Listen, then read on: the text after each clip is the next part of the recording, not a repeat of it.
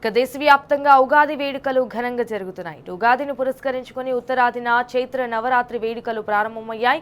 పలు రాష్ట్రాల్లోని ప్రముఖ దేవాలయాలు ఉదయం నుంచే భక్తులతో కిటకిటలాడుతున్నాయి. ఇక ఢిల్లీ, యూపీ, ఉత్తరాఖండ్, హిమాచల్ ప్రదేశ్, పశ్చిమ బెంగాల్, మహారాష్ట్ర, కర్ణాటక, తమిళనాడు, కేరళ, జమ్మూ కాశ్మీర్లో ఆలయాలు దేదీప్యమానంగా వెలిగిపోతున్నాయి. భక్తుల రద్దీ దృష్ట్యా ఆలయాల్లో ప్రత్యేక ఏర్పాట్లు చేశారు అధికారులు. సో ఎలాంటి అవాంఛనీయ ఘటనలు చోటు చేసుకోకుండా భద్రతను కట్టుదిట్టం చేశారు.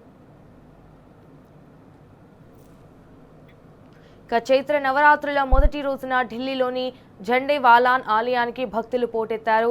యూపీలోని మా వింధ్యవాసిని ఆలయానికి భక్తులు భారీగా తరలివచ్చారు. ఇటు మధ్యప్రదేశ్లోని శారదాదేవి ఆలయంతో భక్తులతో కిక్కిరిసిపోయింది.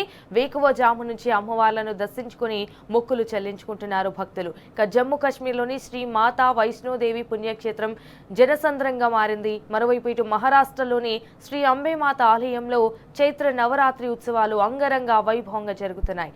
అసోంలోని కామాక్షి ఆలయంలో భక్తులు ప్రత్యేక పూజలు నిర్వహిస్తున్నారు.